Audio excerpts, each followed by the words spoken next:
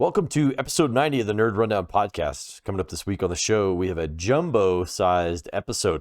Ted Lasso is coming back, and the new trailer has us feeling the feels. The Skywalkers and Han could be making a comeback to Disney+. Are we done with them yet? A Walking Dead fan favorite is joining the MCU and the Thunderbolts. The NRDbox has us talking some baseball. And which child savior should Pedro Pascal escort next? Ready, hit it!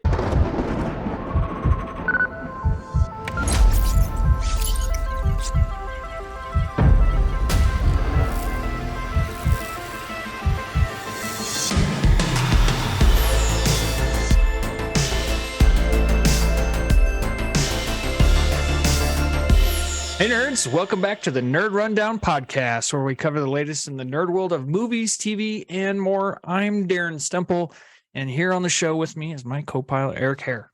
Greetings, nerds. You gotta do that again. Greetings, fellow nerds. There you go. There we go. There you go. In your fancy voice. Yeah, it's your fancy boy, aren't you? Yeah, and Morgan, I'm super tough if I was a video game player. Yeah. Santo. Damn straight. Good morning, good afternoon, and good night.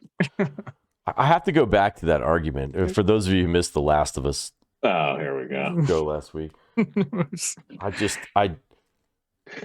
if you know, die why'd you like watch the several current dozen show? times, does that really make you tougher, or does it just... If you keep coming back, yeah. Yeah. Okay. Clearly. I'm just trying to figure out, like, in a live action, you only Yeah. have one take, like you only have the one go at it. But if you're able to die and revive an unlimited amount of times, what's my tough factor? I got hit by a roadside bomb. You know, yeah, That's pretty tough. I'm still here. I'm tougher than Joel. is what Joel, it is. yeah, you are. Yeah, You are. yeah. Joel would have sat down and He would have told cried Tommy about that it. he's too weak. I mean, sometimes you're like, why am I arguing with this guy? He's just, Yeah. That's you know? exactly what I've been thinking this whole time. Well, you can find us on all of our social media, all at the Nerd Rundown. And if applicable, leave a comment, leave a NRDbox question. We got some new submissions this show, and I'm excited to get to them. So we like it when new people submit those questions. You can listen to us on all the major podcast services. Before we get to a really great rundown, let's hear a word from our sponsor, Combat the Chaos. Hey nerds, do you support your veterans and first responders? Well, here at the Nerd Rundown, we support our heroes, and not just the heroes that you see behind me that are drawn to wear a cape or throw a shield, but the real heroes who would lay their lives down so that we can talk about whatever kind of nerd we are. At the Nerd Rundown, our new sponsor, Combat the Chaos, is a veteran-owned clothing company. They donate portions of all their profits to veteran and first responder supporting organizations that are focused on mental health and suicide prevention. Veterans are at a 57% higher risk of suicide instead of those who have not served. This shirt is one of the items you can purchase if you follow our link to find them on Instagram at combat.the.chaos, or at their website, combatthechaos.com. And use the code NRD for 15% off. Now, back to the Nerd Rundown. Dude, we are on a Matilda kick in our house. And it's made me very nostalgic recently for some childhood stories. So I don't know if you have watched the Matilda that came out in November of last year. It's Matilda the musical. We started it. We haven't finished it yet. The kids watched it, but I haven't watched it. But yes, and what I have caught of it, it seems pretty good. Yeah. So, Yeah. I liked what I saw. Impressed with it. It was better than I expected because I have a deep love for the 1996 movie. yeah. We get done watching Penny Loves It. And that's the girl who plays Monica Rambeau is in that, right? Isn't she the teacher, I think? Oh, wow. Her mom. Yeah. Oh, that's Her like mom. right, not Monica, mom. but yeah. Yeah, her mom. That's right. Mhm.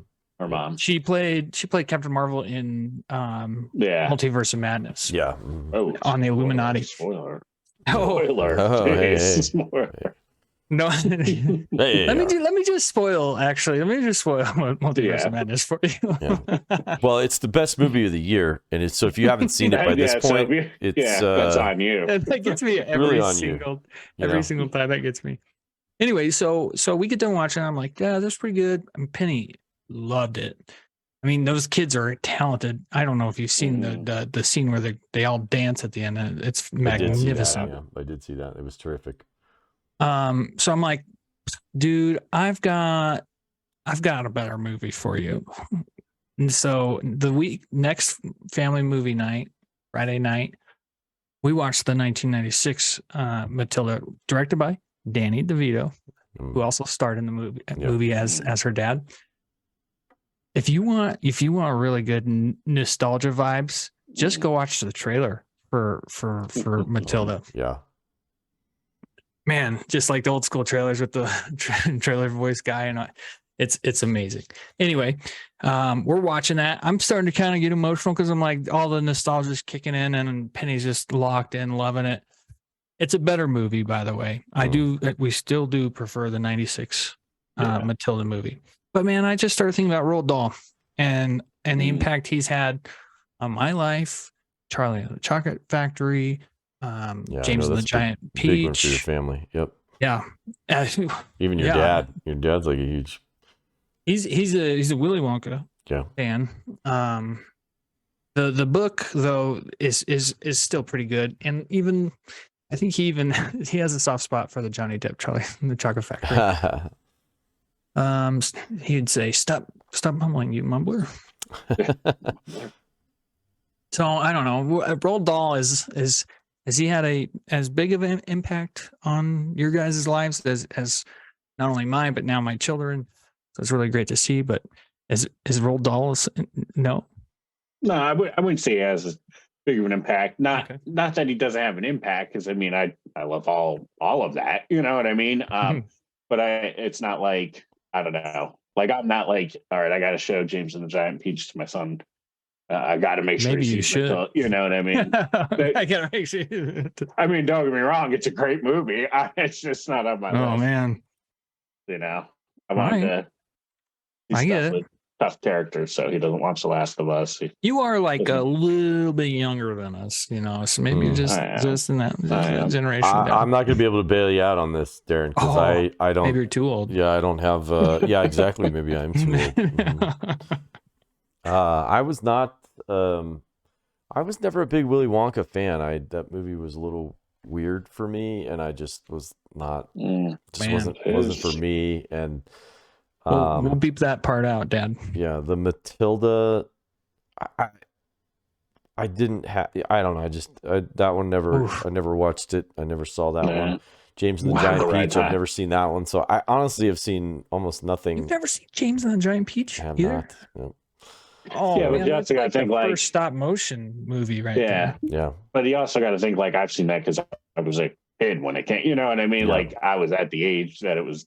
You know, you would see that stuff. What are you trying to say about Eric right now, Morgan? It was a little bit. I wasn't. Those came out. Yeah. I probably wasn't going to the theater to go see James and the Giant Peach by himself. Yeah. Well, that's disappointing to hear because I love Roald Dahl. He's had a big impact on my life. I highly recommend getting your kids into Roald Dahl stories. I feel like Eric was still way in on the controversy with Roald Dahl. James and the Giant Peach. I was 2 years out of high school at that point. It came out in 1996. So if I'm going to a kids movie like that, big year for Roald Dahl because Matilda also came out in 96. Yeah.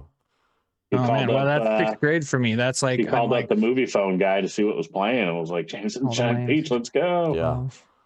But according to the box office, I wasn't the only one that didn't see it in the theater. Whatever. You guys are a bunch of haters, and you're missing out. $38 million budget, and it pulled in 37. James and the Giant Peach or Matilda? Yeah, James and the Giant Peach had a $38 million budget. I don't know if people were ready for that. It was a stop. Animation. It was like a stop. Yeah, it was just. What was it Before Christmas come out? Yeah.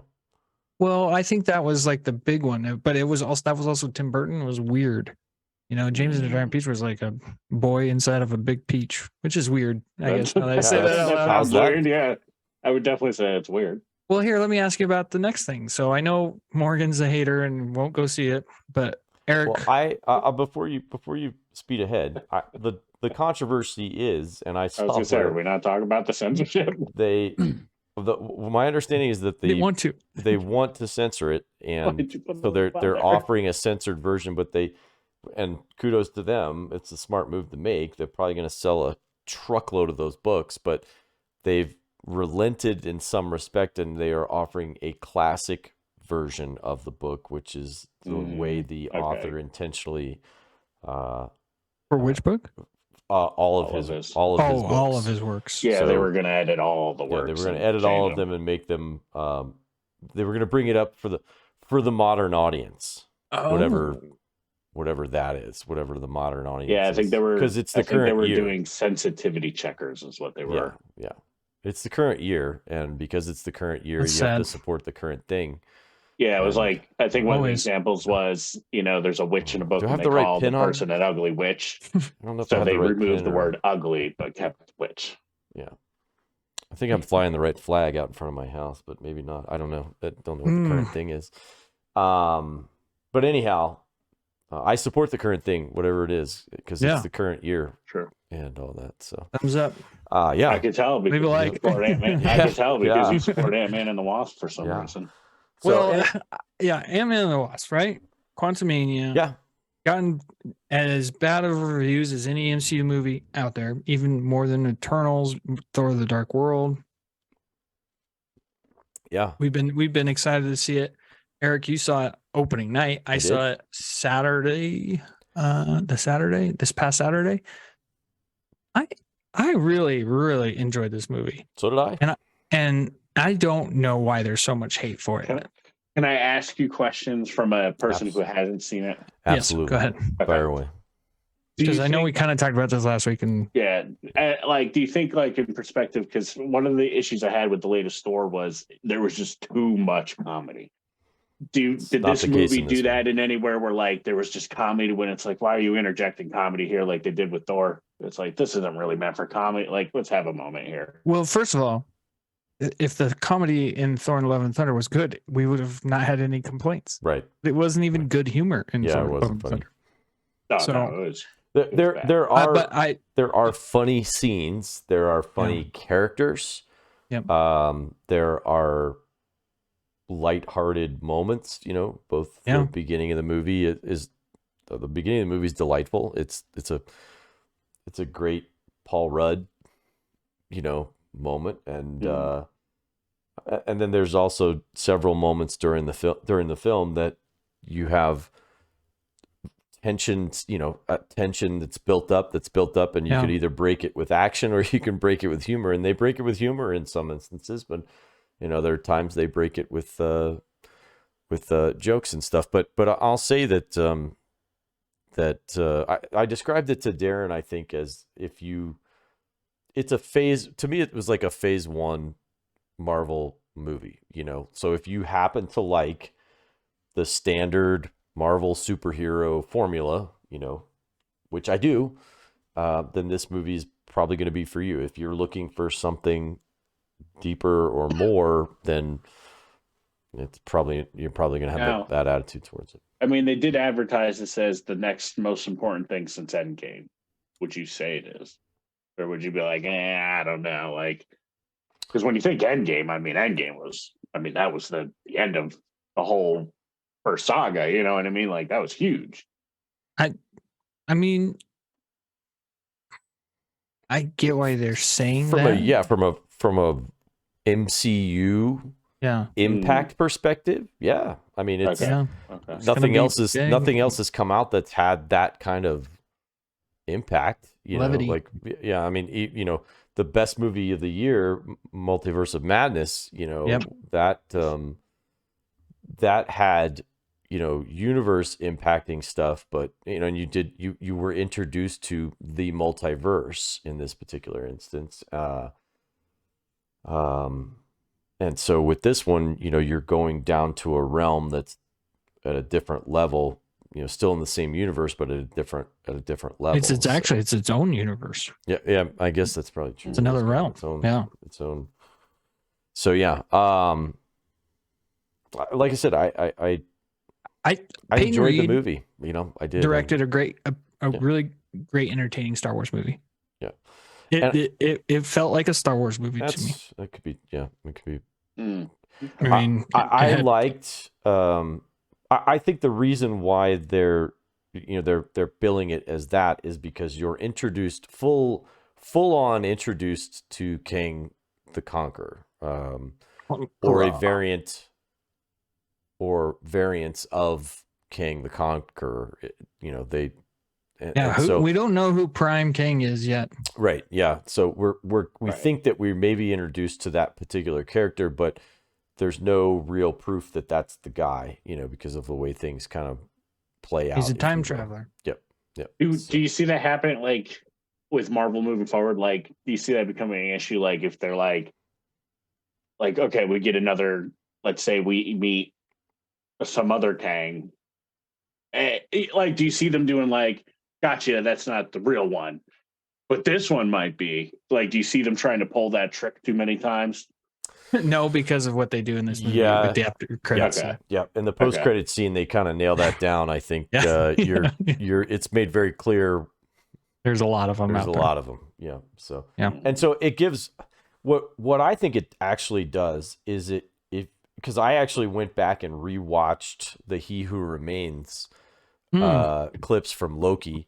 I think it gave a lot more depth to the conversation that he's having with Loki, with the Lokis, I should say. Yeah. You know, and it was neat to see. It was neat to see how Jonathan Majors evolved the character from that scene in Loki versus who you meet, because they're the same guy, but they're not the same guy, you know, and even during the course of this particular movie, the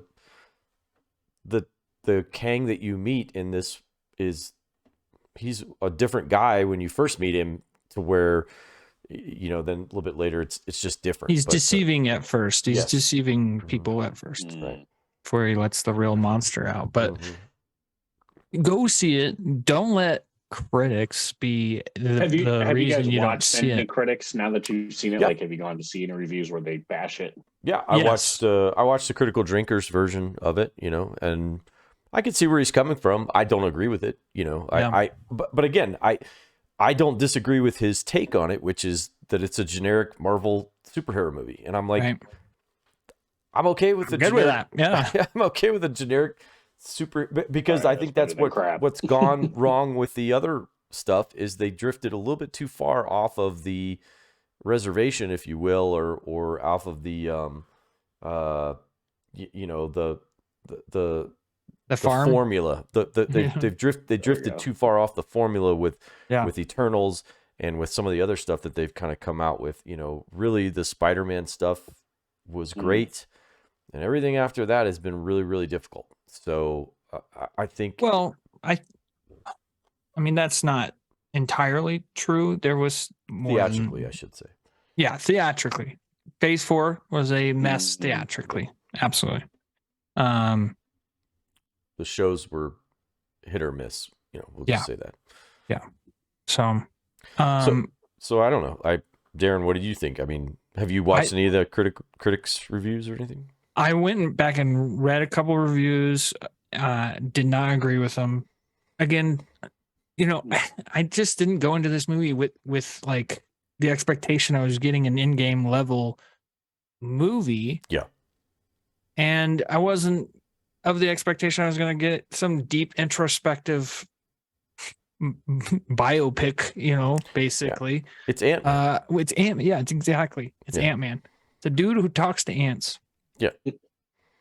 And I thought, you know, I mean, there's some plot holes, clearly, you know, there's some plot stuff in there that you could make an argument for here or there, but that stuff's in just about everything. You can poke holes in just about anything you watch, you know.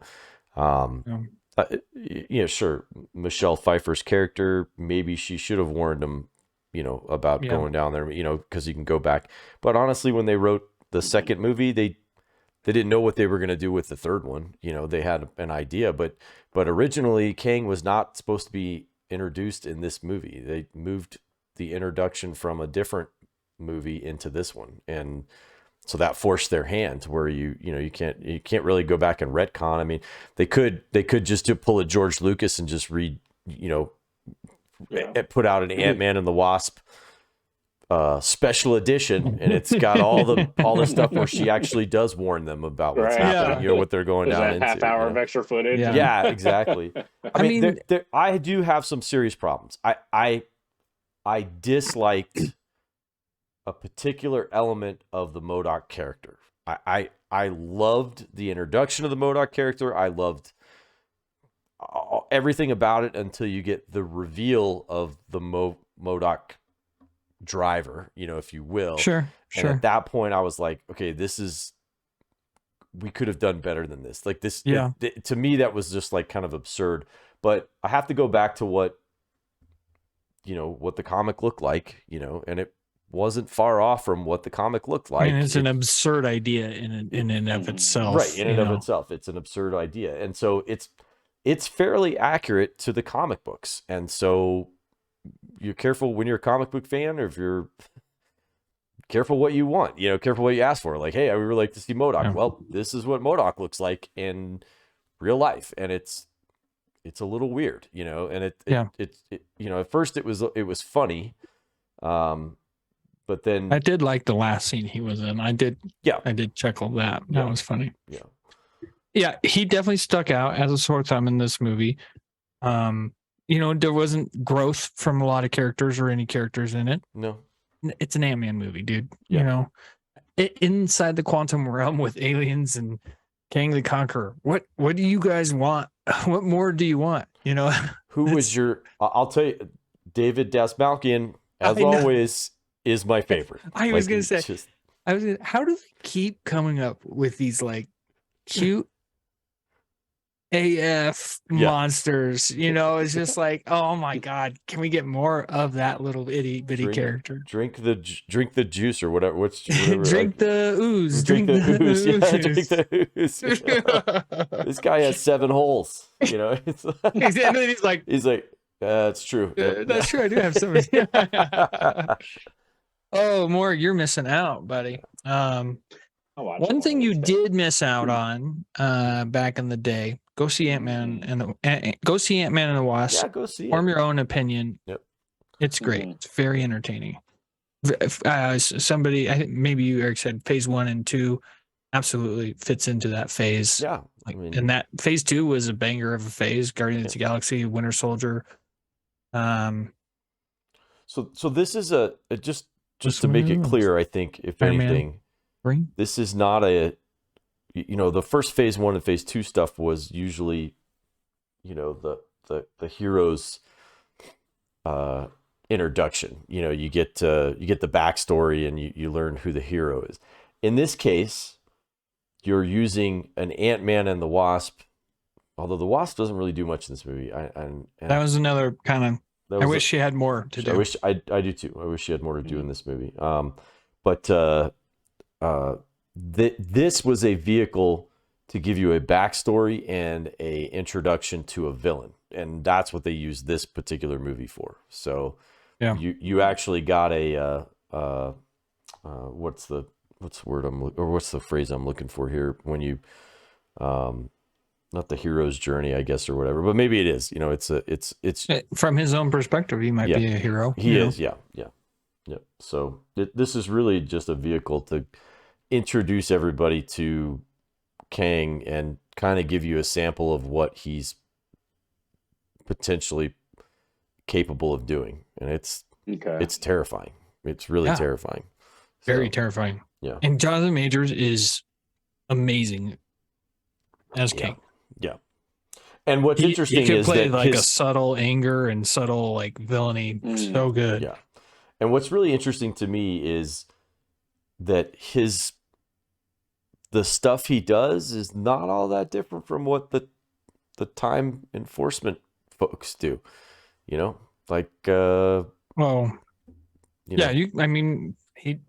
created the TVA. Right. This Kang, but another Kang. Kang did, yeah. They're the same people. Yeah. Right. And so that's what they did. I mean, they wipe away realities, essentially. They burn people out of existence. Yep. Yeah, burn them out of time. They burn people out of Entire time. universes. Yeah, and Let's get to the rundown. We could do a whole review over Quantumania someday, maybe. Yeah. But we got some great stuff to talk about here on the rundown. First, on the rundown, our first full look at season 3 of maybe the best show on TV, Ted Lasso. Ted Lasso.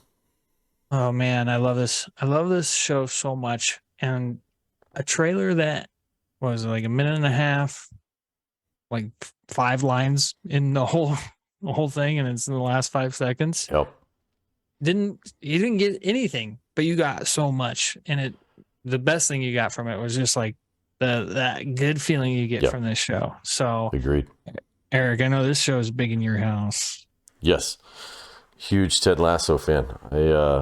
I'm excited I am so excited for this season.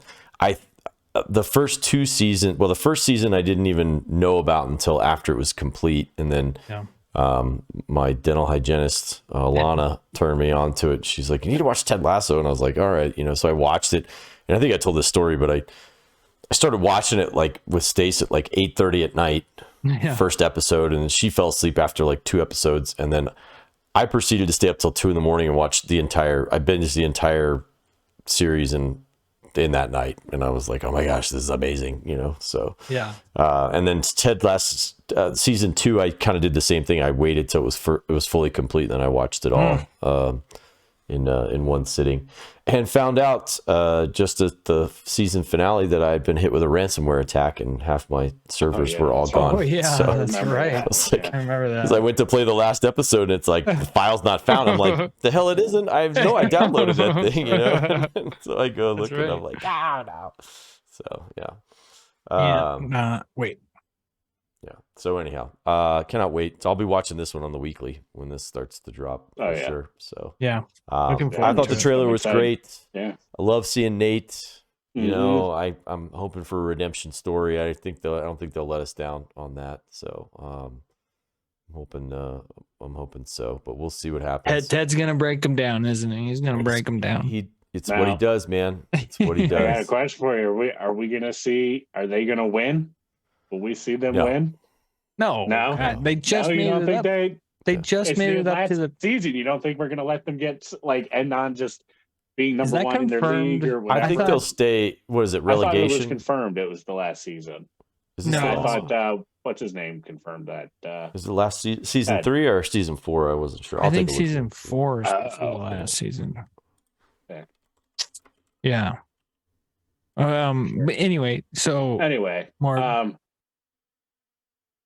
I'm excited. I want to see the name. Like, it's just in the trailer when you see Ted just like waving it. It's just Ted. He's just waving the name like, hey, how you doing? Good to see you, buddy.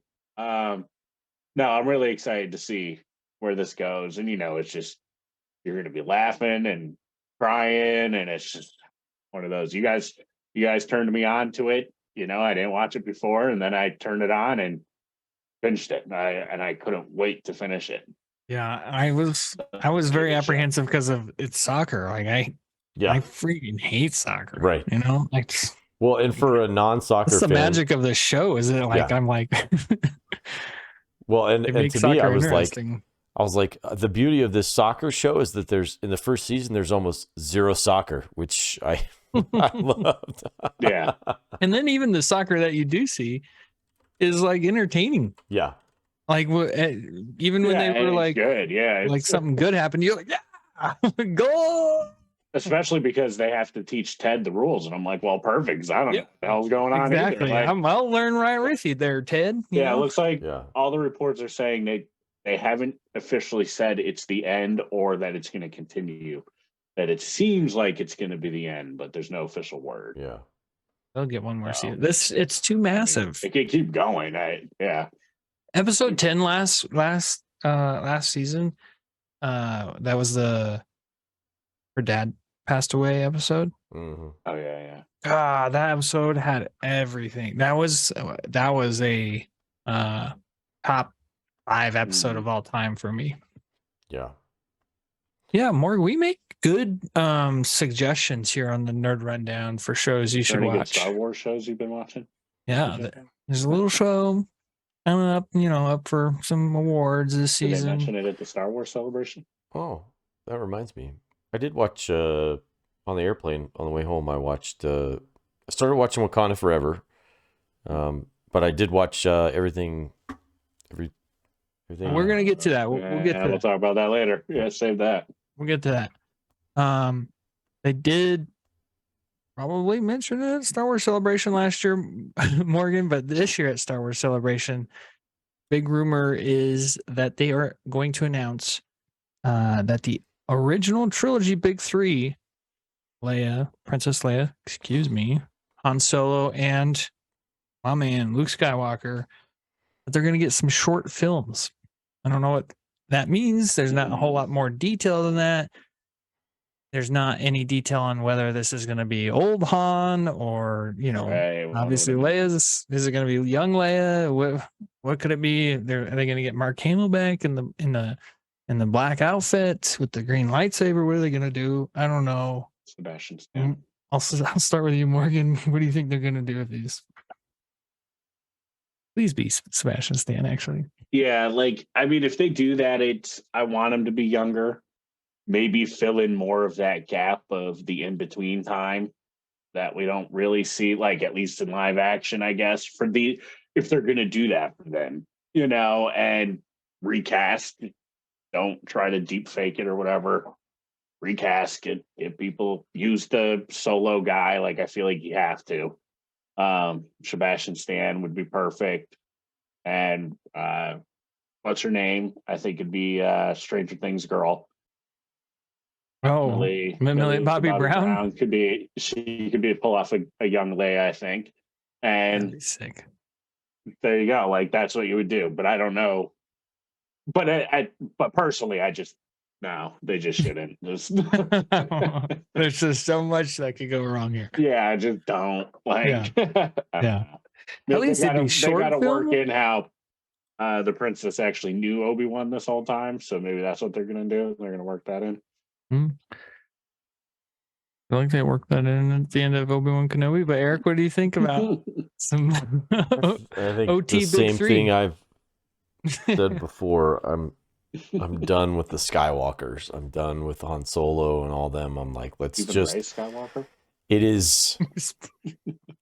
It's a long time ago in a galaxy far, far away. A galaxy. There are trillions of people that live in that galaxy. We don't need to follow the same three people around over and over and over again. We've seen where characters are going to be, people are going to be interested in new and fresh characters. The Mandalorian. It's kind of based on on Boba Fett, but it's not. It's a new character, and everybody likes it. So I don't know. I'm ready to move on. That's all I'm gonna say. I get it. So I know, but I mean, I feel like there's a younger crowd out there of Star Wars fans that's probably asking for this, but the majority if you ask the majority of Star Wars fans, they'd be like, no, don't do that, please. I've gotten my Luke Skywalker fix. I got what I wanted, what I needed. Yep. Time to move on. Absolutely time to move on in the rundown to HBO Max is getting its own little section here for 300 Alex. First up is the It prequel TV series has been given a straight to series order. Usually good sign, especially with HBO Max. Also some good signs, Andy Muschietti and I don't know if it's his wife or if it's his sister, but they are going to be behind the project. And Andy, who is actually directing the Flash movie coming up, that looks amazing. He also, I think he directed the first one. I'll look that up in a second. But having him behind producing this, could we see a really good expansion of the It world, Eric, with this? Andy Muschietti did direct the movie. Well done. The first of the remake. Yeah. Yeah. The first of the remake. The better of the remake. Yeah. Yeah. I'm gonna file this one under I don't give a shit. So Done. I haven't watched any of the It stuff and Or number 2. have no plans to watch any of the It stuff. Not that I have a That wasn't the question. fear of clowns or anything, but just I'm glad you're. Yeah. I know somebody that does have a fear of clowns, and it's really funny. Question was, do you think that it can have a successful expansion on HBO Max? I don't know. Sure. There's tons of fans out there. Like there are like rabid Stephen King fans that have beards and stupid grins on their faces, and oh wait, I'm sorry. I don't know why. I can't do this. I just can't. I have like zero interest in these. I think it's going to be successful. I'm sure. Thank you, Morgan. Yeah. Thank you. But with that being said, I also don't need this, but I think it will be successful. Yeah. Like, what are you thinking? Like, it'll like go back in time and talk about like how the creature. What I would like is if maybe they work it into some other connected Stephen King stuff. That'd be cool. Then it would be like, all right, cool. Like, watch this. Look, they're working in some other stuff. Like the Stephen King universe. Other shows. Like, the Stephen King universe. The SKU. Yeah, like the SKU. The SKU. Like, that's real. Because honestly, like he's just one of those things that like I don't need a background to him. I just know he's a creepy alien god monster thingy that he's on children. Yeah. Like, I get it. That works for me. I mean, I'm pretty sure I know he just comes from hell, like he's just sent from hell. That's the origin story I'm going with. It's a giant turtle that watches over everything. But in this day and age, people are demanding that everything gets an origin story. So not origin needed. Story. That's what I won't be watching. Oh, yeah, that's what I was looking for. And I'm sure what's his name from John Wick 4 will do fine. Oh yeah, Bill Skarsgård. That's what their names. Not Skarsgård. Was it who was working with him the other day? Or I was watching an interview and they were talking about Bill Skarsgård, how he can literally move his eyes like separate from each other. Oh yeah, that's creepy. Ugh, creepy. That is creepy. Next on the rundown is Hot D. So first season of Hot D, House of the Dragon was a success. Yeah. Go back and watch our recaps. It was. We have to wait till at least 2024 for the House of the Dragon season 2, which sucks, man. I feel like they used to pump out Game of Thrones every year, and it was as big of a show as ever. So I don't know. Got some updates on some other Game of Thrones spinoffs that you would have thought that they would have planned that better, like. There's so much vitriol for the original That's series. What I'm thinking. Like they were on thin ice where they were like, "Listen, we'll give you this chance, but we can't guarantee a second season." And then when it was good, they were like, "All right, let's do second season." I'm like, "Well, shit. Well, we're not ready for that." Yeah, we didn't expect it to be this. Well, maybe we'll see. Yeah. Maybe we'll see season 3. I mean, if they're even going to do a season 3 of it, because they kind of lock themselves into this storyline. Yeah, there's a certain. So it's supposed to go for 4 seasons. Yeah. So then maybe they'll plan out those so we get them more. Quickly and. I just want to know who the Night King is. Huh? give them an origin story. They also gave an update on some other Game of Thrones spinoffs, like the Jon Snow spinoff, a little bit further in development than the others, but the HBO Max executive, who I can't find his name right now, but he's saying, and I like this. He's like, you know what? We're not committing to doing 1 a year or 2 a year. We're committing to working with good scripts. Which was the problem with the last season of. That was the biggest problem, yes. Yeah. But also, there was a lot more than that. But also, so if a good script comes along, then we'll start working it. Yeah. If not going to rush it. And I like that. I think that it shows me that they have learned their lesson. So I don't know, Eric. That's a long time to wait for Nerd Rundown recaps of House of the Dragon. So we'll have to find other shows to recap. But I wish that I was doing Picard right now. I had thought about maybe picking up Picard. And that is getting some high praise. I have seen a lot of good stuff about that. I really have been surprised at how good this has been, considering the first two were train wrecks. This one here is really good. So good. Well, let's move on. True Blood. Morgan, did you watch True Blood? I did not watch True Blood. There was a revival in the works at HBO. I'm really glad this got chopped. Did you see? I think we're done with vampires. Make room for good I stuff. think the vampire, the vampire, or the drama vampire, like the Queen vampire stuff. Yeah, vampire doctors and their. Yeah, never mind. Anyhow, say and their origin stories. Yeah. I was gonna say something about I think HBO dropped their earnings report recently, and they took a big write down on that the Batgirl movie that they did. They got a huge tax break on a lot of that stuff because of how big of a drawdown. So that was why a lot of that stuff got canceled, was they were going to be hit with a really big miss on stuff. And so by them doing what they did, they're able to write that stuff off and kind of go from there. So we'll see after the games have been the shuffling of the deck. I think that now that they're finally knowing what they want to do, we'll see how things go. And did you see today's Honest trailer? I have not. It's Velma, which not watching it. Not watching it. Really. But I watched the Honest trailer. Go watch the Honest trailer for it, even if you haven't watched the show. It's so funny, and it talks about like they canceled this and they canceled this, and this is what got through. Yeah, right.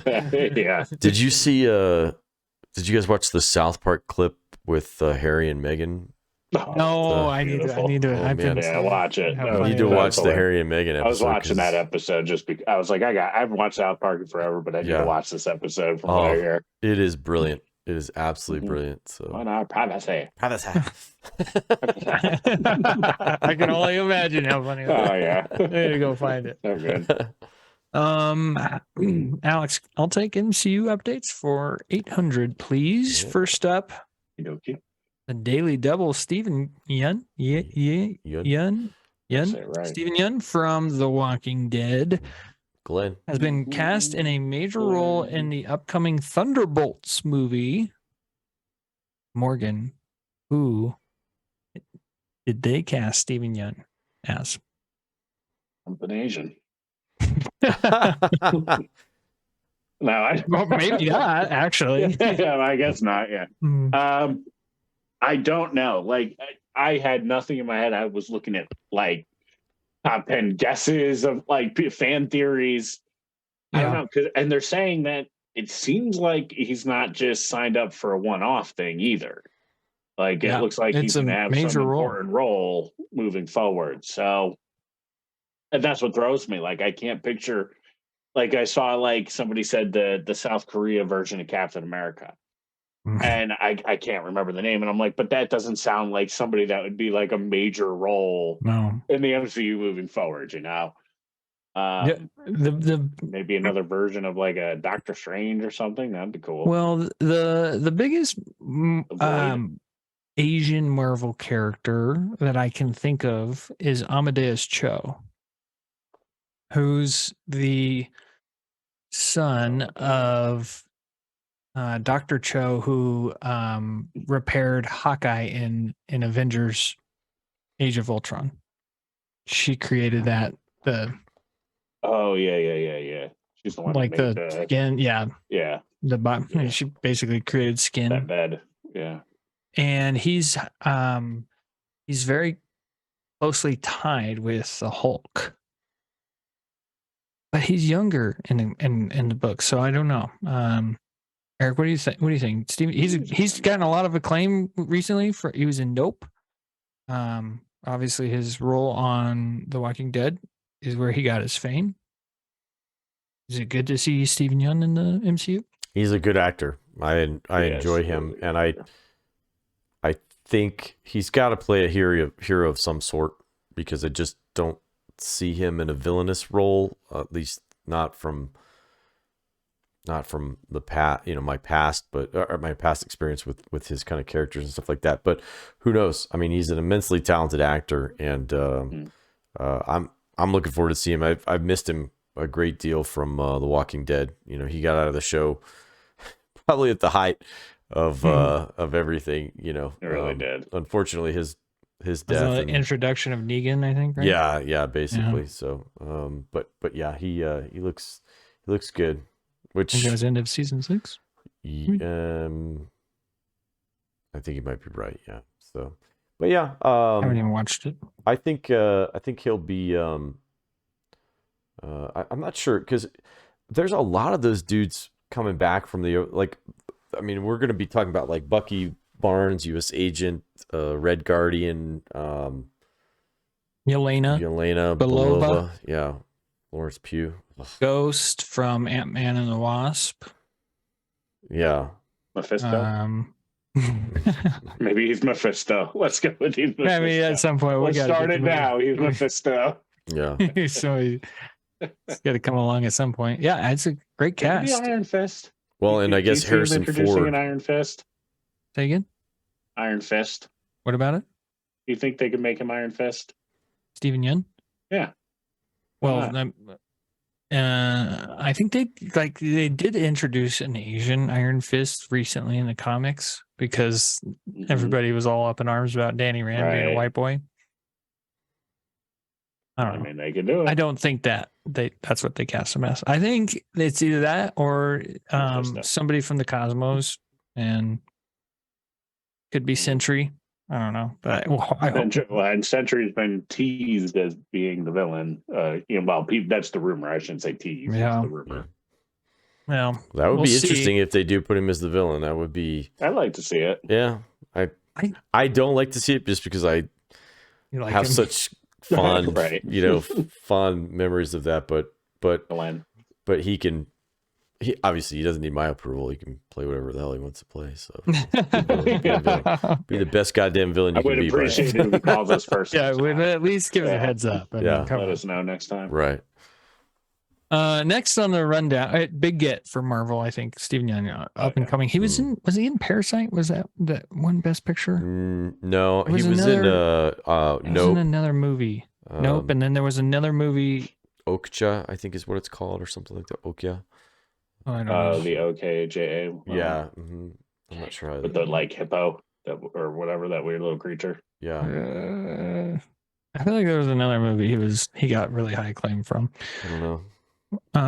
There is something else. He's a great actor. It's a big get for MCU. Really happy for him. Yeah. Funny news out of the MCU.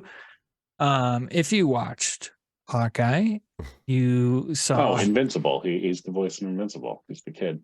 Oh, so okay, but there's something else. I feel like, but there's another. It is Okja. I think it is Okja. I feel like it's a relationship movie, like something like that. I don't know. Anyway. He's a young married guy, and it's like a dramatic movie.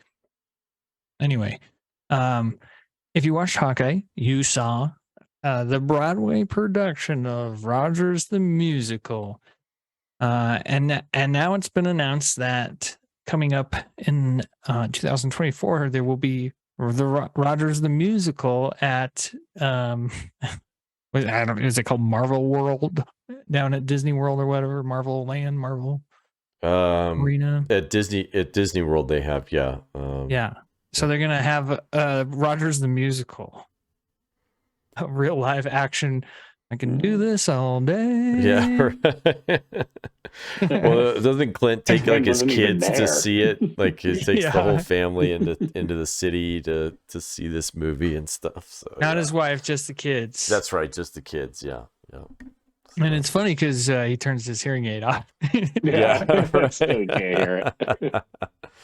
Yeah. So I think that'll be a fun. I come from a family that loves Broadway and watches lots of plays. Yeah. And me being I've been in plays myself, so I would definitely, if I was down at Disney World, go to see this.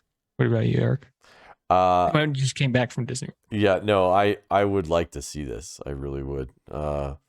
Stacy and I, we try and go every year, but Boulder has the Shakespeare Festival, and so I love going to see those. And they have plays and musicals and all that stuff. Yeah. So I do enjoy it, and have it be a superhero, a superhero musical, a dramatic retelling. Right? Yeah. Dramatic. I mean, if I'm being completely honest, if I'm gonna go watch anything, it's gonna be the Loki theater from Ragnarok. Like that's the one that I really want to watch. But that would be good.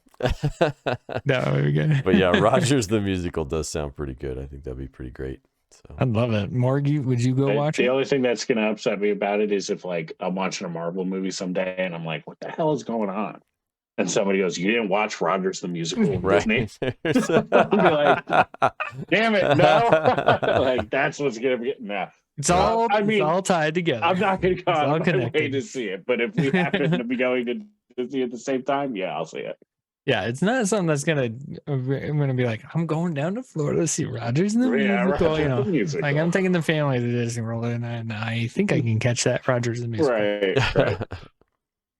Right. So next on the rundown, very excited for Rogers the musical. Next on the rundown, the Wonder Man TV series that's coming up on Disney Plus in the MCU, which Abdul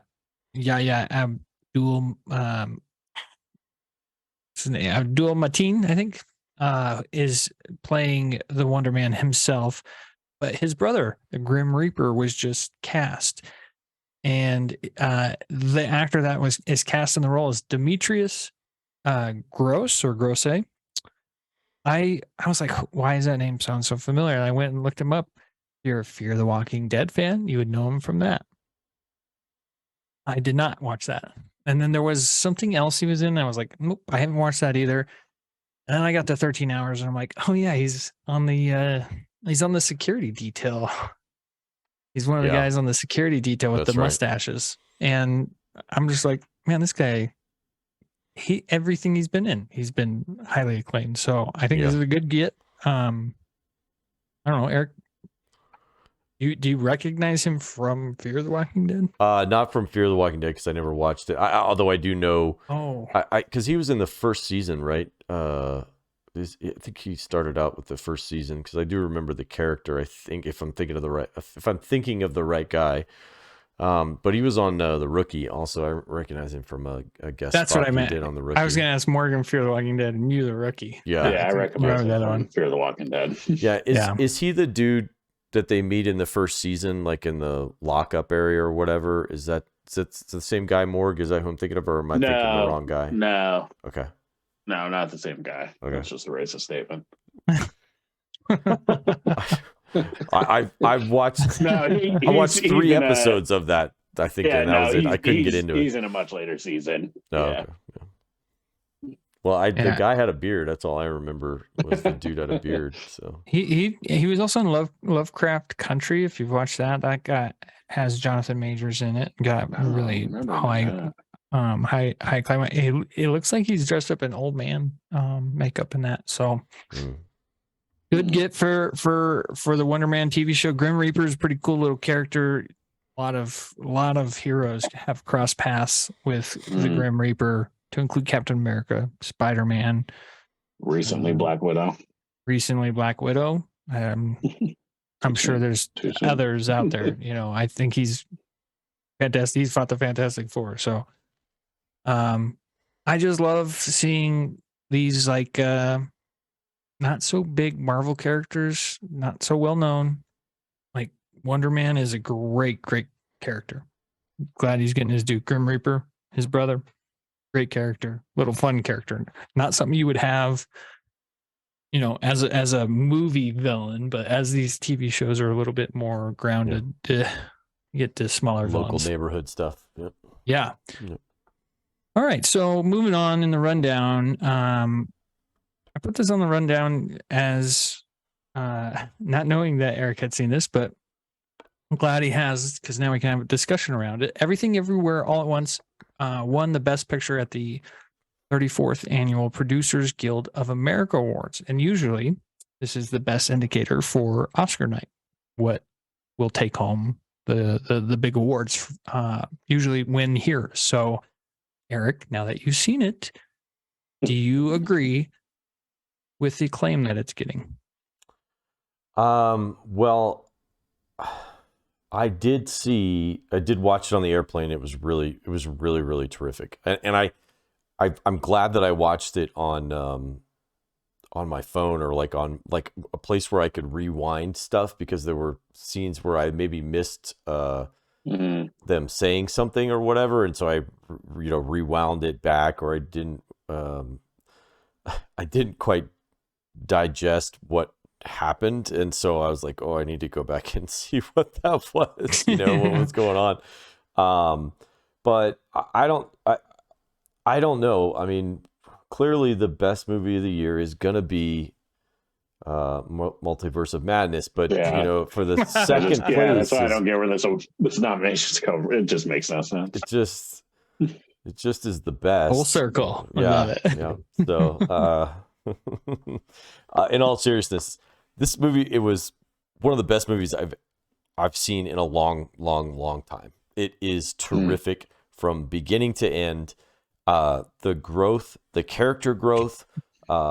Michelle. Finally, I get to talk about this movie. Michelle Yeoh is amazing. Like, she is just absolutely incredible in this movie, and then everybody else in the movie is really great. I was blown away. I really was. I was really blown away by how good this movie was, and how creative. Because we do bash on things pretty hard around here when it comes to that Hollywood's out of ideas, but then you have a movie like this that comes out and you're like, holy smokes! Like, it's an original idea. It is right. If it doesn't do anything else, if it doesn't win like for best costume design or all that stuff, I'll be shocked, because the costumes in it, the makeup, it just was... 5 guys in the basement did those special effects. 5 guys and the directors. I mean, it's crazy. I mean, during COVID, it's really crazy, insane. Yeah, and Hwai Kwan. Yeah, welcome back. Well, yeah, dude. Wow. I mean, he was terrific, and his character.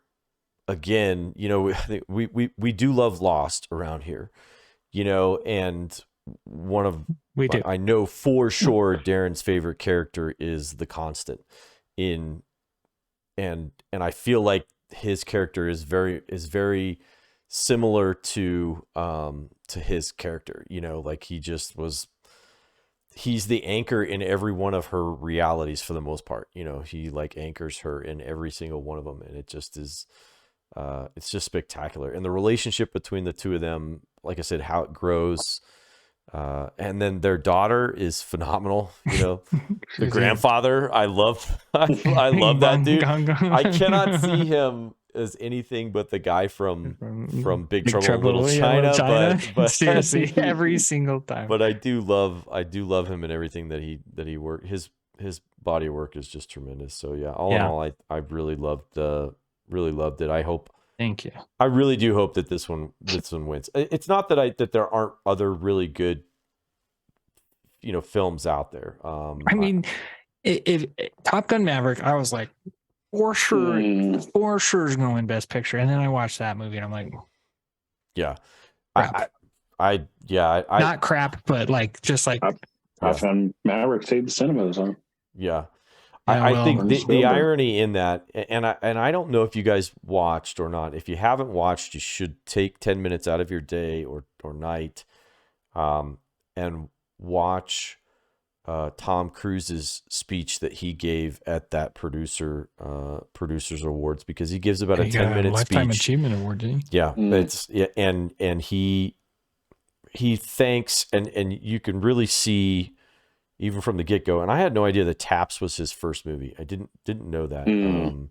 But really just you can see the passion that dude has for making movies, and you listen to the story that he tells. It's really, really good. So if you get an opportunity, take 10 minutes and listen to Tom Cruise's speech, because I think it's worth it. You can really see his. I'll watch anything Tom Cruise. Yeah. Twist my arm. But I've heard The Whale is really great. Brendan Fraser. I mean, it's really going to be good. between Brendan Fraser and K.Y. Kwan for the award. I don't think Benedict has a chance now. You don't think Benedict Cumberbatch has a chance? Yeah. No, not after the awards. He hasn't win. The movie's going to win. What year, right? Multiverse Madness? No. Oh, wait, what? Oh, I thought you were talking about Benedict Cumberbatch. Come on. He has the dog movie or whatever. Yeah. Yeah, no, I forgot he did that one. Yeah. So did he. I mean, I just don't see anything else on that list other than The Whale that will really even come close. As Hollywood loves to give themselves hand jobs when it comes to like artsy stuff, so they're not gonna do Top Gun Maverick. Like there's just no way. Like, not anymore. The little people, the rubes, you out there and listening to this podcast, you guys don't know what high art is. Top Gun Maverick's not it. It's jabronis. Yeah, but it's the one that pays the bills. That's Top Gun Maverick's the one that pays the bills, so you can make your artsy movies. Your artsy yeah, totally. That's such a good point.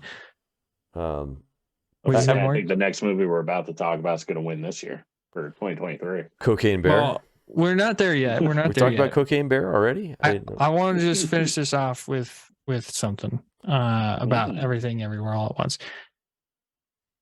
I've said that first time I watched that, I had like an ethereal experience, out of body experience. I still have that experience every time I watch that movie. So I just want to. It's an incredible movie. It's so layered. There's themes of love conquers all, themes of anti-suicide. I mean, it's a movie that will have you laughing your butt off. It will have you crying your butt off. It will have you cheering your butt off. And it's just it's the best movie I've seen in a long, long time. Yeah, just like you said.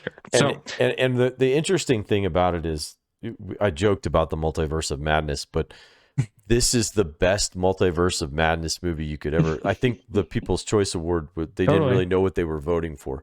I think they meant to vote for this one. They meant that. They messed up because this is a multiverse of madness, and but the storytelling is so good. Whereas I think the Doctor Strange was such a mess. This one here is on the other side. It's, even though it's very complex, it's still the way the story is told. It's easily, and like digestible. I said, I had to, I mean, I had to rewind some stuff here and there, just like for 10 seconds, just to make sure I caught what they were saying. But in most instances, what they were saying really wasn't all that important to the story. So the main themes kind of carry over, and they're very, very open. But there's some stuff in there. Got the scene where the guy comes jumping in with no pants on. I was like, don't say anything more. Don't say anything more. Okay. We're at like 38,000 feet. I'm in the back of the plane, and I know that I laughed out loud at that scene, and the lady that was next to me like looked at me, and I was like, you're like, hey, don't look over here right now. But the fact that it was, I know. No, don't say anything. Don't ruin it. It's so creative. Oh my gosh, it's so creative. So I do have a question for you, because I do want to talk about the awards just real fast. Okay. Have you seen White Lotus? The White Lotus? Yes. Okay. Yes. No. Because I know you've seen Andor. Yep. I know you've seen Severance. Yes. And I know that. Do I know that you've seen Ozark? Are you an Ozark guy? You do. Yeah, I've seen it. Yep. On that list, I haven't seen Darren. the Better Call Saul. I don't know if you watched the Better Call Saul or not, but I mean, Banana and I think watched the first episode about a month ago, and That's about as much as we watched. Okay. We weren't big Breaking Bad fans, so yeah, didn't really resonate. Stace and I couldn't get into it either. So of those 5, Severance. do you agree with The White Lotus? No, Severance. You think Severance is the best on that list? Better than Andor. God. Better than Andor. Listen, I champion Andor as my favorite show of the last year. Yeah. And one that I've revisited many times. Severance is incredible as a TV show. Like, it's freaking incredible. Like, I need to start that instead of Andor. Shut up, Morgan. I think the one that I'm the most disappointed in on this list here is White Lotus is. And I shouldn't say I'm disappointed on it, but I'll just say that I think it's funny that the Al Yankovic story won over. I did see that, yeah. I would have thought Prey would have won that. I really do, because Prey was so good. It was so good. And then if you watched it in the original, I think it's the Comanche. Artsy fartsy always wins. But golly day, man, that was so good. It was so good. So, all right, that's all I want to know. So. White Lotus. Look, White Lotus is good. Yeah. Second season was nowhere near as good as the first season, but it's getting better acclaim. I don't get it. Maybe I'm the idiot here, but you know what I'm not an idiot at is recognizing really funny trailers. Yeah. And on the trailer train, we are treated to a couple really funny trailers. First one is something we talked about in our 2023 preview show over on the Presents. Bert Kreischer's The Machine. We get our first glimpse into this movie, and I cannot Band trailer too on that wait. One. Yeah. Mark Hamill shines. Bert Kreischer shines. Eric, is this like got up your hype list? Oh, for sure. Like that trailer was just dynamite. I mean, just dynamite. And Mark Hamill. It's so funny because I think when he was younger, he hated that he was typecast as and I have a feeling that now that he's older, he's going to get so much more work. I think now that he's older and stuff. I mean, he was still working, but he was doing a lot of voiceover stuff, for a long time. But I think in his older years, he's going to see a lot more work, and he looks amazing as his dad. I was like, this is so great. So I think he plays with an innocence. He plays his role with such innocence and almost to ignorance. It's so good. I know, Morgan, you're really excited for this one. I am. This is going to be great. Because I didn't really look into plot or anything. I was like, I just kind of assumed it was just the whole movie was just going to be his machine story, just in a movie. So the fact that they're doing he stole something and now they're coming back for it and wrap it up. That's just hilarious. It's going to be great. That scene where they show him shooting out. There's I'm just going to shoot him in the leg. He pops out, hits him right in the head, and then it kills 2 other guys. I was cracking up. I think it'll be a fun one. That's one I'm going to see. My wife was like, I have no desire to see it. So, that's what I'm seeing with the boys, I'm sure. For sure. That's going to be a good guys' night. Have fun. Dad's night out or something like that. I can't wait for that movie. Do we have did we get a release date on it? I don't know. It's in the summer, I want to say. I think it's in the summertime. But I think you made a really great point there, Morg. It's really smart of them to not just May 26th.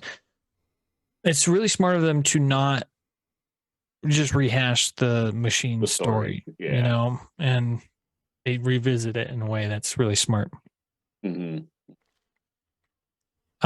Next is another comedian making his big screen debut, Sebastian Maniscalco, in About My Father, right? Yeah, About My Father. That just sounds weird saying it. Starring Robert De Niro. So I have an affinity for Italian humor. I cannot wait for this movie. I laughed my butt off at this one, but I admit I got a weird affinity for Italian humor. So I don't know, Morg. What did you think about this trailer? Yeah, I mean, same. I mean, the last name Santo. It's Italian, so that Robert De Niro just kind of reminds me of my dad in this. Even my dad called me after he watched the trailer, and he's like, what? It's like, I like that. He goes, but why? Why they say Goomba? Like Goomba, and he's like, explain. I'm like, well, we don't know the context they were using it in the movie. I'm sure they meant it like his family, that her family just probably thinks, oh, you're Goombas, like that's because that's what they know of Italians, like I'm like, Sebastian wouldn't let it slide if it wasn't used right. Like, don't worry. But I was like, but see, like you are Robert De Niro in this. Like he already called me to complain about it. I think it'll be funny. I think it'll be fun. I think it's gonna. I'm really proud of Sebastian. We saw him at our comedy club here in Denver when he was like barely known, and it's really cool when you get to see a comedian grow and turn into this monster that he is. Is that a movie that you're gonna want to see there, Eric? I don't think so. I actually didn't find the trailer all that funny at all. You gotta have that Italian. Yeah, I guess. Funny bone. I mean, the only part that actually made me laugh out loud was the peacock. That scene there was the only one that that was very funny. That got a laugh me out of it. I don't know. The sum of it was just kind of silly, like just standard fish out of water stuff. Although I think the pants scene with the water jets, that was kind of funny, but yeah, this is not. Go watch the trailer. This was not for me. Decide for yourself. Yeah. If it's something you want to see, I can't wait for it. I think my dad and I will go see that together. Next on the trailer train, we have our first look at the Peter Pan and Wendy Disney Plus movie. Movie. Thank you. Mm-hmm. I have a first second. I thought it was a series. No, but it's a movie. Yep. Here's the magic of music. Is I'm watching this trailer and I'm like, this does not look good, but hell, if this is the music, I'll tune in for the music. The music was incredible. That was the only highlight for me. Yep. Eric, what did you think? Same. Then even the music, I was like, meh.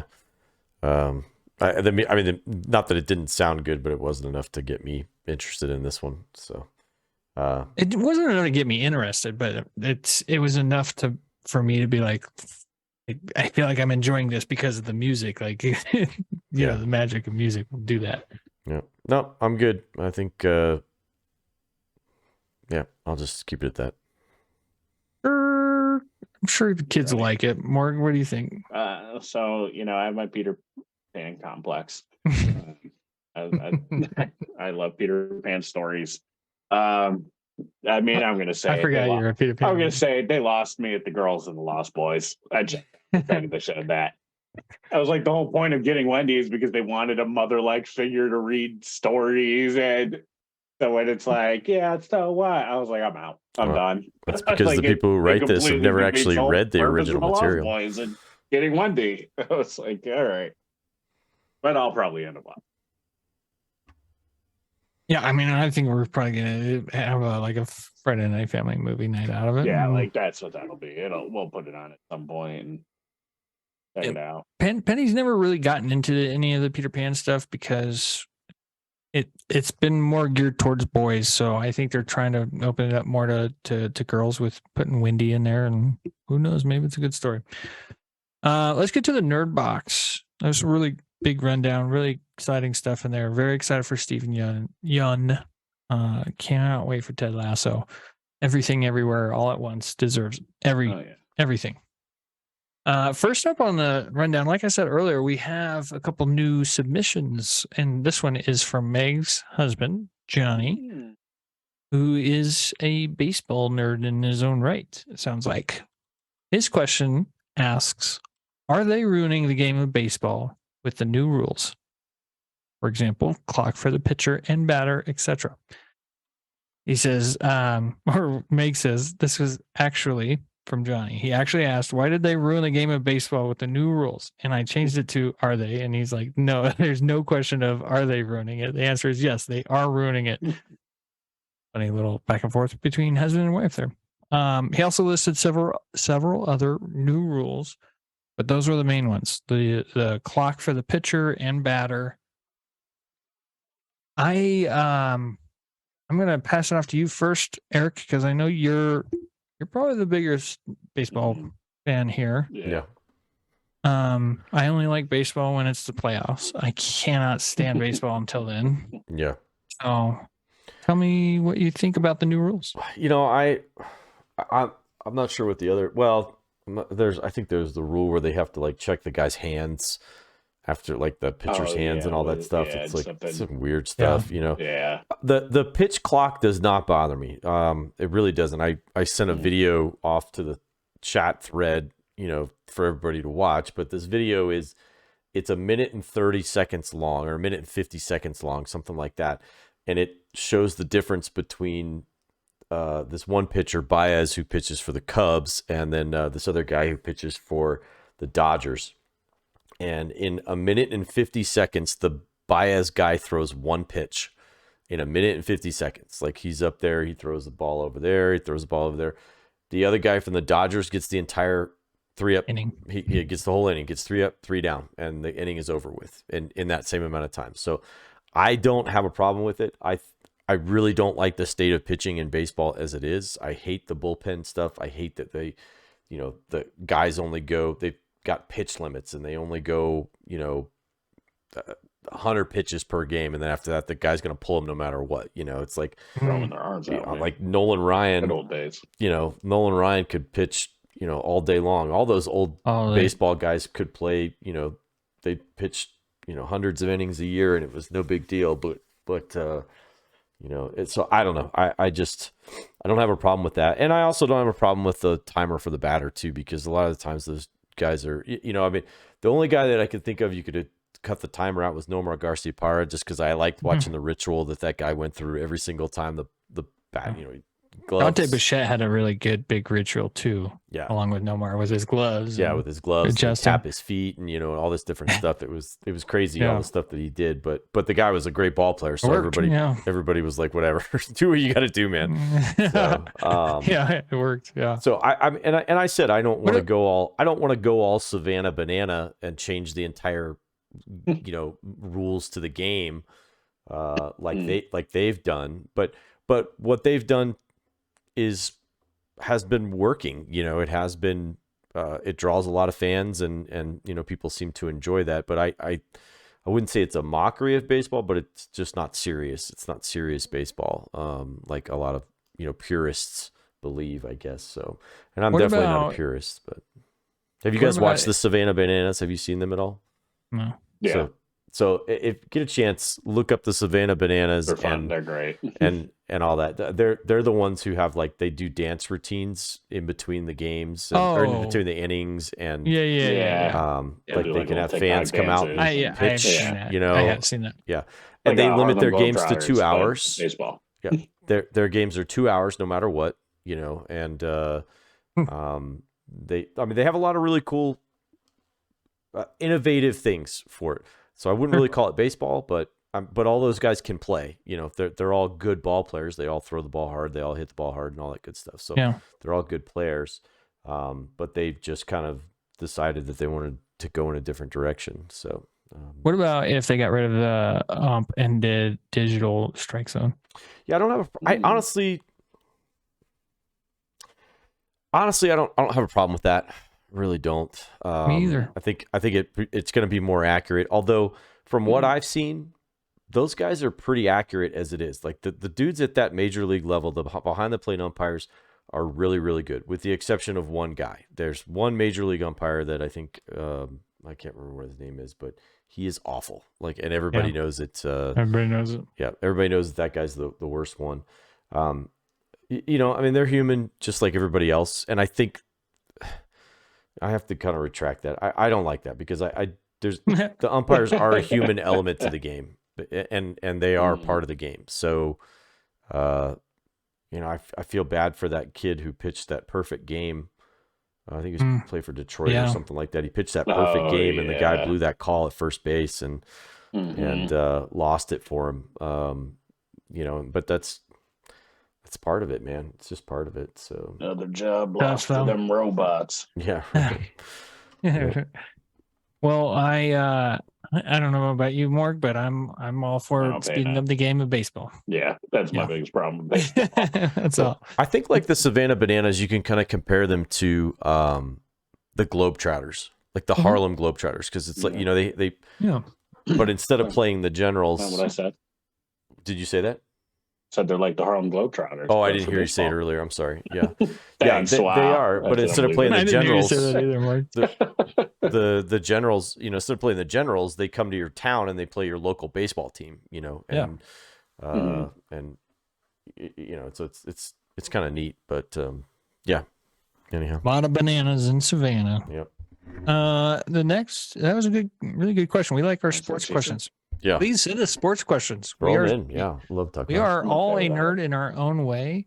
We are all sports nerds here. We all love our sports. I've got my Coach Prime shirt on. Thank you, Dad, for that. Repping Coach Prime, greatest coach of all time. We're all sports nerds here as well. I mean, holy cow. We love sports questions. Send us some sports questions. We could talk sports all day. We actually even did a sports movie back in the day, or sports movie show, I guess, theme. Back in the day, Eric and I did. It was a lot of fun. Yeah.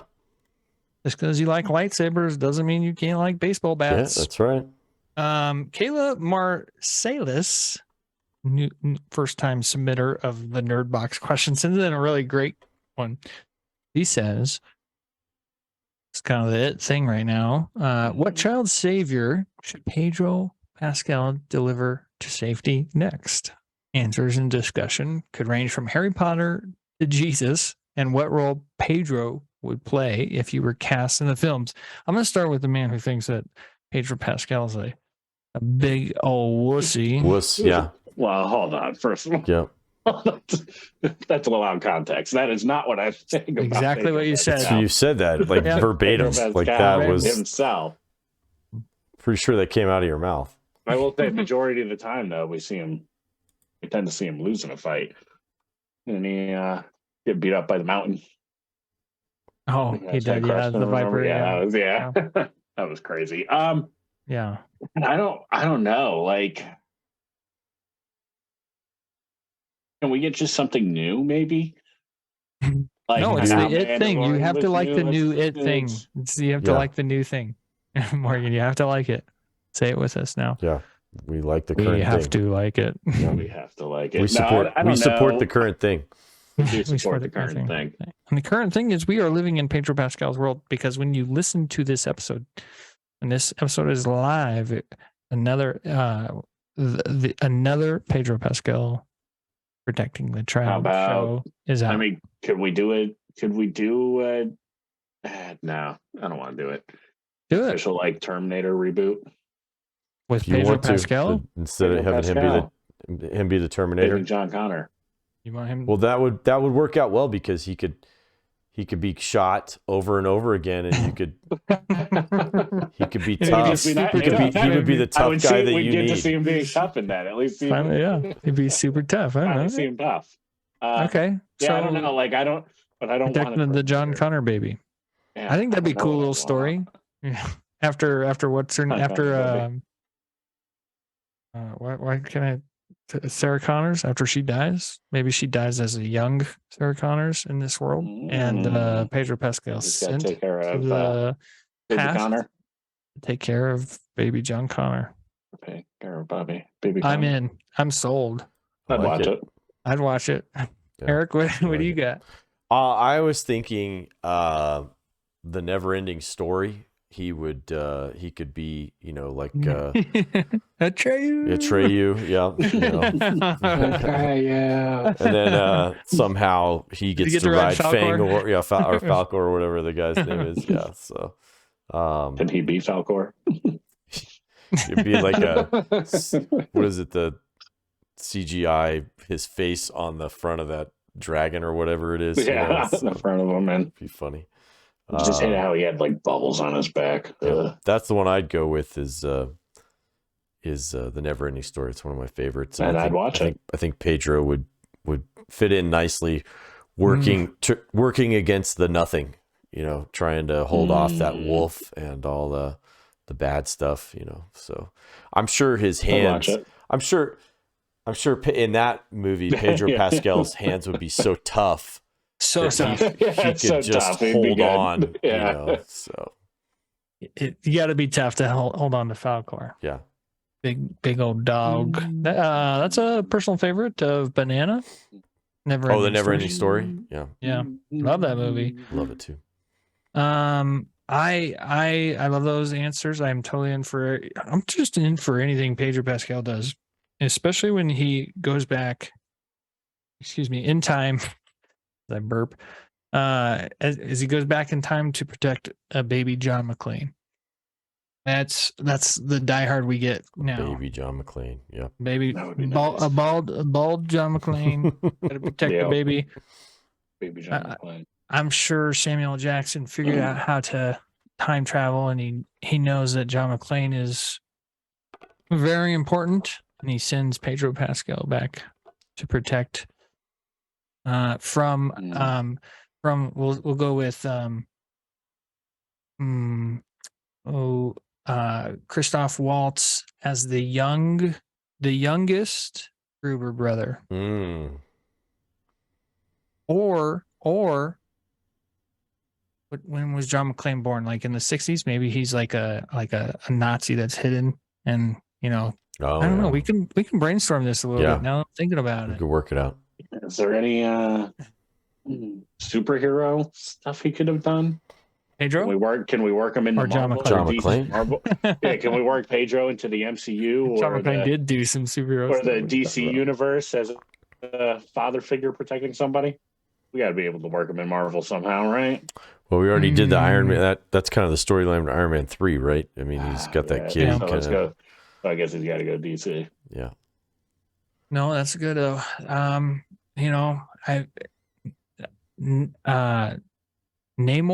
Namor. He could be tied to Namor somehow. He's a Hispanic character now. Did you watch Wakanda Forever already? Have you seen it? Yeah, you did. Yeah, I watch everything. I apparently watch all the TV shows and I watch all the movies. Yeah. Apparently I have all this time. I don't know what you guys are doing. Yeah. So thank you, Kayla. We didn't get your answer. I don't know if the Pedro Pascal is going to be, protecting Harry Potter or Jesus, but actually give me a show about Pedro Pascal protecting Jesus too. I'll watch that. Oh man. What about his? I think I'm the only one who's watched this. The Unbearable Weight of Massive Talent. I didn't see it. Oh man, it's so good. Like that I need to see. That character needs to go back in time and protect a young Nick Cage. that would fit so well with that movie, in that movie universe. It's like the sequel. Oh man, watch that movie too. Watch Everything Everywhere All at Once. Watch Andor. Watch Severance. Watch all of television. Yeah. Watch all of television. If you watch anything, watch those three things: Everything Everywhere All at Once, Andor, and Severance. Just phenomenal writing in all three of those.